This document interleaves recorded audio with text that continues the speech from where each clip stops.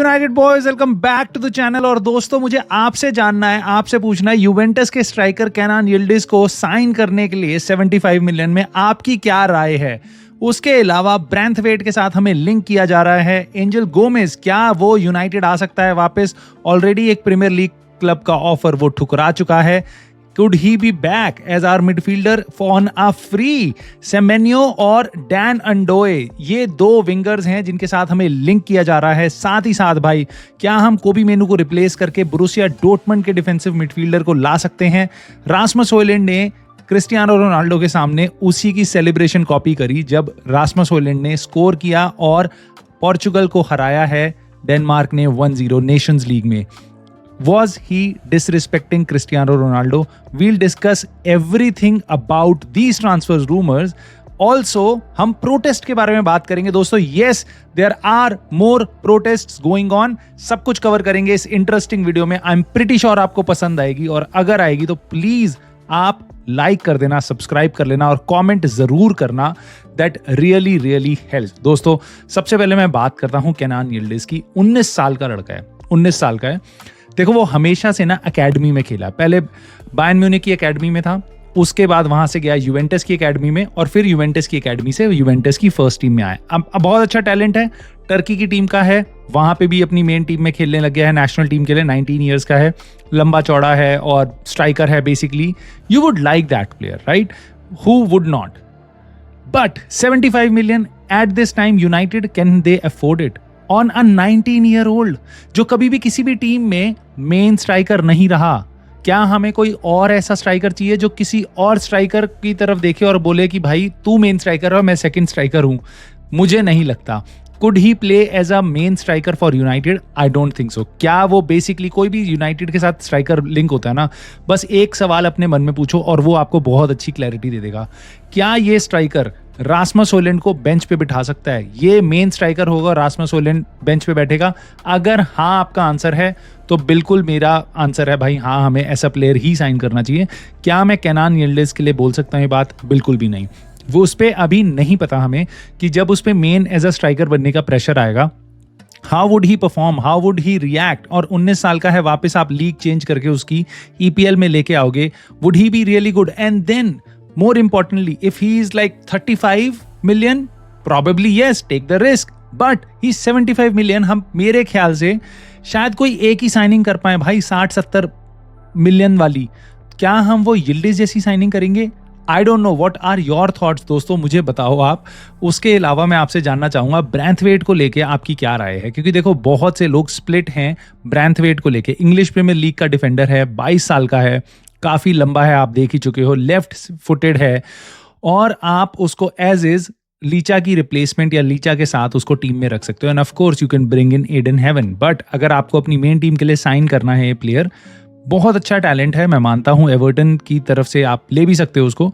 50 million में शायद United वापस ट्राई करेगी कि हम अपना जेरार्ड ब्रैंथवेट के लिए वापस जाएं। अब आपको ये याद होगा, इनियोस ने, जब इनियोस आई थी पहली समर ट्रांसफर विंडो में, सबसे ज्यादा चेज किया था उन्होंने ब्रैंथवेट के लिए। पहली, दूसरी, 2 बिड मारी थी जितना मुझे याद है, तीसरी भी शायद मारे थे, बट इन्होंने काफी कॉन्टिन्यूड एफर्ट्स करे थे और ब्रैंथवेट को लाने के लिए। अब मुझे ऐसा लगता है कि जब पहली बार एवर्टन ने साइन नहीं करने दिया, बट यूनाइटेड अगर वापस जाएगी तो शायद एवर्टन मान भी जाए।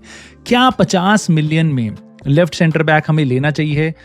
आई थिंक अगर हम यूरोप में जाते हैं नेक्स्ट सीजन, विच मीन्स कि हम इस साल यूरोपा लीग जीत जाते हैं, तो शायद हम ऐसा कुछ कर सकते हैं। वरना I think we should go for a cheaper alternative.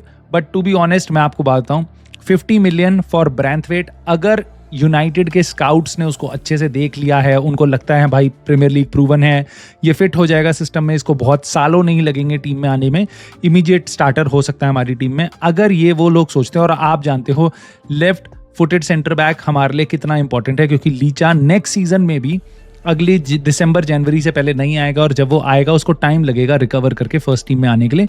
So we really need this position to be filled. I do not think so भाई, टू बी ऑनेस्ट, कि 50 million is a very big fee for this kind of a talent. 22 साल का है, Premier League का defender है, Premier League में कोई पोछा भी मारता है ना तो उसके भी 40 मिलियन ले लेते हैं। तो भाई ये डिफेंडर है, 22 साल का है, मेरे को इससे दिक्कत नहीं है। पिछले साल मेरे को इससे बिल्कुल दिक्कत थी क्योंकि एवर्टन अपना मुंह फाड़ रही थी, 70 मिलियन 75 मिलियन ऐसे कुछ, तो वो ऑफकोर्स हम नहीं दे सकते थे। बट अगर 50 मिलियन में डील होती है, 45 मिलियन प्लस एड ऑन्स जैसा यूनाइटेड ने लास्ट ईयर ऑफर मारा था, आई थिंक अगर ऐसा कुछ होता है I will be really excited to see Branthwaite in a United shirt. दोस्तों एक प्लेयर ऐसा जो पहले यूनाइटेड शर्ट में आप देख चुके हो, एंजल गोमेज, वो चला गया था यूनाइटेड से, वॉक अवे कर चुका था, हमारी एकेडमी में पहले खेलता था। He was dubbed as the next Xavi, the next Iniesta, next Paul Scholes. Of course उसका करियर उतना तगड़ा नहीं रहा उसके बाद, बट वो फिर यहाँ से चला गया, विच आई रियली अप्रिशिएट, क्योंकि उसको दिखा होगा कि भाई मेरे को ऑफर तो मिल रहा है बट प्लेइंग टाइम नहीं मिल रहा, तो वो अपना बोरिया बिस्तर बांध के एक छोटे से क्लब में चला गया। आई वुड कॉल यूनाइटेड के कंपैरिजन में छोटा, वरना डिसेंट बढ़िया क्लब है लिल, वहाँ पे गया है, वहाँ पे अपना मिडफील्डर उनका खेला वो 4-5 साल। He wants to come back, वो फ्री ट्रांसफर है, ठीक है, फ्री ट्रांसफर है भाई, और उसको कोई भी साइन कर सकता है इस टाइम क्योंकि इस समर में वो फ्री है। सो उसके लिए वेस्ट हैम यूनाइटेड ने ऑलरेडी अप्रोच करी है 100,000 पाउंड्स की, यानी 1 लाख पाउंड्स की उसको पर वीक की सैलरी भी ऑफर करी थी, बट उसने रिजेक्ट कर लिया है, ऐसी खबरें आ रही हैं। और उसके पुराने इंटरव्यूज उठा के देखे हैं तो लोगों को पता चला है कि भाई he would love to come to United. So what do you think? Should we sign him? I know free में है, 24 साल का है, could be we can use him. Basically England international है तो वैल्यू तो है बंदे की, बट क्या वो इंटेंसिटी वाला प्लेयर है? क्या बस फ्री में है तो इसलिए ले लें? क्या वो एक्स यूनाइटेड है इसलिए ले लें? क्या उसकी सैलरी थोड़ी कम होगी इसलिए ले लें? वो मेरे ख्याल से 100,000 में या 1 लाख पर वीक की सैलरी में यूनाइटेड आंख बंद करके आ जाएगा, मेरे को ऐसा लगता है। बट क्या यूनाइटेड को ऐसा प्लेयर लेना चाहिए? मेरे हिसाब से अगर हमारा स्काउटिंग डिपार्टमेंट उसको टॉप 4-5 प्लेयर्स में रखता है तब हमको उसको लेना चाहिए, वरना हमें वॉक अवे हमें नहीं इंटरेस्ट दिखाना चाहिए। क्यों? जस्ट बिकॉज की कोई चीज़ सस्ती है आप उसको नहीं ले सकते, जस्ट बिकॉज वो चीज़ फ्री है उसको आप टीम में डाल दो और उसके बाद उसको यूज़, कोच मैनेजर को बोलो चल भाई इसको यूज़ कर। देखने से, मैंने उसका गेम बहुत ज़्यादा नहीं देखा, मुझे इतना पता है वो पासिंग कंट्रोल ये सब काफ़ी अच्छा है उसका, बट फिजिकलिटी जो उगाटे के साथ हमें मिडफील्डर चाहिए। डू यू इमेजिन कि एंजल गोमेज वो प्लेयर है जो प्रीमियर लीग में फिजिकली डोमिनेट कर सकता है दूसरी टीम्स को? I somehow don't think so, but again I would say the same thing for Xavi, for Iniesta, right? But क्या वो ऐसा टाइप का प्लेयर है? वो इतना बड़ा टैलेंट है कि वो फिजिकलिटी को भी ओवरकम कर जाएगा, उसकी पासिंग रेंज वगैरह? मुझे लगता नहीं है, बट मैं आपकी राय अगेन जानना चाहता हूँ इस बात पे। जानना चाहता हूँ एक और चीज़ भाई, कि क्या हमें बोर्नमथ के विंगर को साइन करना चाहिए? सेमेन्यो के साथ हमारे पहले भी कॉन्टैक्ट्स आ रहे थे और अभी और रूमर्स आ रहे हैं, और पिछले कुछ दिनों में उसको साथ हमें बार बार लिंक किया जा रहा है और कहा जा रहा है कि यूनाइटेड 40 मिलियन में उसको साइन करना चाहती है, 40 मिलियन यूरोज, यानी कि 33 मिलियन पाउंड के आसपास, बट बोर्नमथ चाहती है 50 मिलियन पाउंड। सो ऑलरेडी काफ़ी फ़र्क है हमारी एक्सपेक्टेशन में और उनकी एक्सपेक्टेशन में। मोर इम्पॉर्टेंटली फॉर मी, 25 साल का बंदा है, बोर्नमथ का है और विंगर खेलता है। मुझे समझ नहीं आता देख के, जितनी मेरी छोटी सी नॉलेज है उसमें, कि कैसे ये रूबेन एमरिम के सिस्टम में फिट होगा। क्या आपको समझ आता है? मान लो पैसे को भूल जाओ, आपको समझ आता है कि क्या हमें एंटोन सिमियोनी को अपनी टीम में लाना चाहिए? क्या हमें इस प्लेयर को, और किस पोजीशन पे आप इसको खिलाओगे? क्योंकि आई स्ट्रगल टू थिंक कि इसके लिए कोई नेचुरली फिट होती वही पोजीशन है। नंबर 10 में अगर वो खेलेगा तो काइंड ऑफ जुगाड़ होगा, बट हाँ वो लेफ्ट साइड से खेल सकता है जैसे गर्नाचो को हम खिला रहे हैं। बट मुझे ऐसा लगता है कि इतना पैसा हम इस प्लेयर पे ना ही खर्च करें तो बेटर है। बट अगेन आप बताओ आपकी क्या राय है इस पे। एक प्लेयर जिस पे मेरी राय बहुत अच्छी है भाई, वो है डैन एंडोए। और पिछले, अगर आप पुरानी वीडियोस मेरी उठा के देखोगे, मैं इस प्लेयर से बहुत इंप्रेस हुआ था यूरोस के टाइम पे। स्विट्जरलैंड का प्लेयर है, राइट विंग पे खेलता था उस टाइम पे स्विट्जरलैंड के लिए, और पिछले साल बोलोनिया में खेल रहा था, इस साल भी बोलोनिया में खेल रहा है। बट पिछले साल इसने गदर काटा हुआ था क्योंकि उस टाइम पे थिएगो मोटा की बोलोनिया बहुत तगड़ी थी, ज़र्गज़ी भी वहीं से लाए थे हम, और यूनाइटेड के साथ इसको लिंक किया जा रहा है। और 24 साल का है भाई, प्लेज थोड़ा बाहर की तरफ वाइड खेलता है। अब do you think he can fit into our number 10 role? I somehow think he can, because उसका टच, उसकी पासिंग, उसका प्लेयर को बीट करना, ये एक तरीके से मेरे को दिखाता है कि राइट साइडेड नंबर 10 रोल बिल्कुल खेल सकता है। और मोटी बात भाई, ये 25 मिलियन में 25 मिलियन में अवेलेबल हो सकता है, ऐसी रिपोर्ट्स आ रही हैं। अगर यूनाइटेड 25 मिलियन में इस प्लेयर को लाती है, ऑफ कोर्स मेरा पहला सवाल होगा कि भाई वापस, जैसे एंजल गोमेज के लिए मैंने कहा, पैसा इज सेकेंडरी, पहले देखो कि क्या ये प्लेयर तुम्हारे सिस्टम में फिट होता है, रूबेन एमरिम के सिस्टम में फिट होता है। और वो आपका और मेरा काम नहीं है, हम अपने अंदाजे से बातें कर सकते हैं, बट ऑफ कोर्स उसके लिए बहुत सारी पूरी स्काउटिंग डिपार्टमेंट बैठा है जो दिन रात इन प्लेयर्स को स्टडी करता है डेटा के साथ और बहुत से और चीज़ों के साथ। अगर ये प्लेयर आपके टॉप प्लेयर्स में से आता है तो then it would be a great deal, क्योंकि वो 24 साल का है भाई, उसके लिए 25 मिलियन देना इज नथिंग भाई, नथिंग मेरे हिसाब से, अगर वो फिट होता है। सबसे बड़ा क्वेश्चन ये है, फीलिक्स नमेचा, जैसे भी आप प्रोनाउंस करना उसका नाम चाहो, अब मेरे को नहीं पता, मैं ढंग से नहीं प्रोनाउंस कर सकता, बट सुनने में आ रहा है भाई ये 24 साल का डिफेंसिव मिडफील्डर है, काफ़ी अच्छा प्लेयर है बोरुसिया डॉर्टमुंड के लिए। ये कहा जा रहा है एक रिपोर्ट के थ्रू कि अगर यूनाइटेड मेनू को बेचती है तो उसको रिप्लेस करेंगे हम मेचा से। सो अब फीलिक्स मेचा को मैं कैसे बताऊं आपको कि डिफेंसिव मिडफील्डर तो है और 40 मिलियन तक में इसको हम ले सकते हैं, और बोरुसिया डॉर्टमुंड तो बेचने वाला क्लब है, वो आराम से बेच देगी। भाई ये बंदा सिटी में ऑलरेडी खेल चुका है, सिटी की एकेडमी से है, और मेरे ख्याल से 1 या 2 उसको गेम्स मिले थे, उसके बाद वो वापस जेडन सांचो की तरह सिटी की एकेडमी से निकल के अपना नाम कमाने चला गया। बोरुसिया डॉर्टमुंड वहाँ पे अच्छा कर रहा है। अब मुझे ऐसा लगता है कि भाई अगेन, इज ही दी गाय जिसको हमें साइन करना चाहिए? अगर मैं बाहर की लीग में जा रहा हूँ मिडफील्डर साइन करने, आई वुड रादर साइन भाई, spend a little bit more and sign Anderson.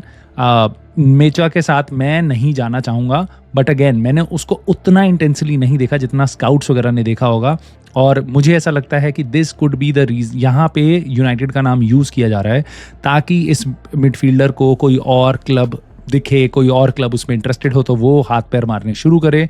United का नाम सारे अपने एजेंट्स जो है अपने प्लेयर्स के नाम के साथ जोड़ देते हैं ताकि उनकी वैल्यू बढ़ जाए। अगर लेट से टॉटनहम हॉटस्पर्स उनको देख रही है उस प्लेयर को, या फिर चेल्सी देख रही है, यूनाइटेड का नाम डाल दो तो लोग कहेंगे चलो चलो हम थोड़ा और दे देते हैं, चलो हम जल्दी करते हैं, थोड़ा रश क्रिएट करने के लिए, क्योंकि बेसिकली एजेंट्स का काम होता है ये करना, अपने प्लेयर को ज़्यादा से ज़्यादा पैसा और अपने क्लब को ज़्यादा से ज़्यादा पैसा दिलाने के लिए, प्लेयर के क्लब को डील कराने के लिए। सो मुझे यहाँ लगता है यूनाइटेड मे बी उस प्लेयर को नहीं देख रही है, बट आई डोंट नो, आपकी क्या राय है? Would you sign Felix Mecha? और मैं जानना चाहूँगा इस कम्युनिटी में किसी प्लेयर ने, किसी बंदे ने उसको काफ़ी एक्सटेंसिवली फॉलो किया है, तो प्लीज़ अपने कमेंट ज़रूर करना ताकि इस कम्युनिटी को पता चले इस प्लेयर के बारे में।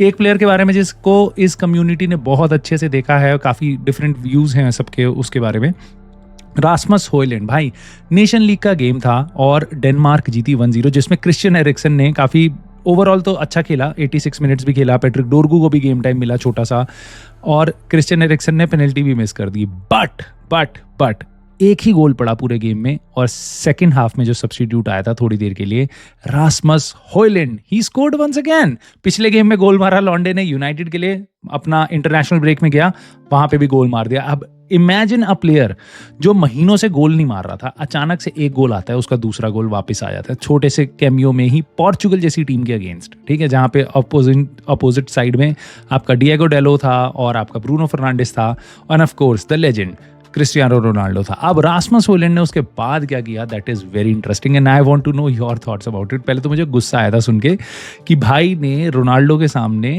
मतलब एकदम मुंह के पास आके नहीं बट दूर ही, पिच पे रोनाल्डो भी था, वो भी था, सेलिब्रेशन में उसने रोनाल्डो की सेलिब्रेशन सुई कॉपी करी। अब ये सुन के मुझे पहले तो बुरा लगा यार, he should not disrespect an icon, football icon, let alone United icon, football great है, he should not do that. But then उसके कोट्स मैंने जब सुने तब मेरे को लगा भाई this guy is gem, whatever he did was out of love, out of respect. उसने बोला कि भाई मैं फुटबॉल खेलना जब मैंने शुरू किया, that is because of Cristiano Ronaldo. मैंने यूनाइटेड को के साथ में प्यार में पड़ गया, यूनाइटेड को फॉलो करना मैंने शुरू किया, फुटबॉल देखना मैंने शुरू किया because of Cristiano Ronaldo. United को प्यार में करता हूँ बिकॉज ऑफ क्रिस्टियानो रोनाल्डो। कहता मैं जिम जाने लगा because of Cristiano Ronaldo, situps और पुशअप करता हूँ because of Cristiano Ronaldo, because I want to become Cristiano Ronaldo. ये मेरा ड्रीम है, ऐसा कुछ। तो मतलब मेरे बहुत बड़ी इंस्पिरेशन है और ये मैंने आउट ऑफ रिस्पेक्ट किया था। सो बेसिकली ये सुन के मेरे को बहुत अच्छा लगा, one United player respecting the legend of the game, a legend of United. So I was happy with that and I'm pretty sure कोई और रास्मस हॉयलैंड का सपोर्टर होगा वो भी काफ़ी खुश होंगे इस चीज़ से। दोस्तों एक चीज़ से जिससे हम सारे खुश नहीं हैं और लास्ट पार्ट है वीडियो का, तो ध्यान से सुनना। प्रोटेस्ट हो रहे हैं। ग्लेजर से हम सब खुश नहीं हैं, प्रोटेस्ट हो रहे हैं। 1958 करके ग्रुप है जिन्होंने पिछली बार भी प्रोटेस्ट ऑर्गेनाइज किया था, काफ़ी अच्छा हुआ था, जिसके बाद इनियोस हिल गई, इंटरव्यू आने लग गए, स्टेडियम की फोटोज़ लीक कर दी, सब कुछ कर दिया, सारी चीज़ें हो गई। अब वो नेक्स्ट लेवल लेके जा रहे हैं प्रोटेस्ट को। अब वो बाकी सारे फैन ग्रुप्स को इकट्ठा कर रहे हैं। आपको मैं बता दूं, जब ग्लेजर्स आए थे ना, तो कुछ सपोर्टर्स तो थे जो गुस्सा कर रहे थे, ऐसा थे को प्रोटेस्ट करेंगे, ये सब वो सब, कुछ इतने पिस्ड ऑफ हो गए थे इस चीज़ को देख के कि किस तरीके से उन्होंने यूनाइटेड को टेक ओवर किया और कैसे लूटा है और डेट डाल दिया यूनाइटेड पे। उन्होंने एक क्लब ही अलग फॉर्म कर दिया, उसका नाम है FC यूनाइटेड ऑफ मैनचेस्टर। ये क्लब तब से चल रहा है भाई, 2005 से। उस क्लब ने एक यूनाइटेड डे करके रखा है, ताकि हम, उनका कहना है कि भाई हम सारे यूनाइटेड के लोगों को यूनाइट करना चाहते हैं, इसलिए यूनाइटेड डे है 29 मार्च को। दोस्तों, इस सैटरडे को 1958 ग्रुप कह रहा है कि हम भी तुम्हारे साथ जुड़ेंगे और हम भी और भी छोटे छोटे ग्रुप्स ऑर्गेनाइज करेंगे, उनको भी लाएंगे साथ, ताकि सबको हम इकट्ठा कर पाएं, ताकि हमारे को इस टाइम पे डिवाइडेड रहने का फायदा नहीं है, यूनिटी में ही आपकी स्ट्रेंथ है। सो आई रियली लाइक दिस, और मैं ट्विटर वगैरह पे सपोर्ट करूंगा, आप भी कर सकते हो, मेरे ट्विटर से जुड़ जाना, मैं उनकी चीज़ें फॉलो करूंगा, आपको दिखाऊंगा।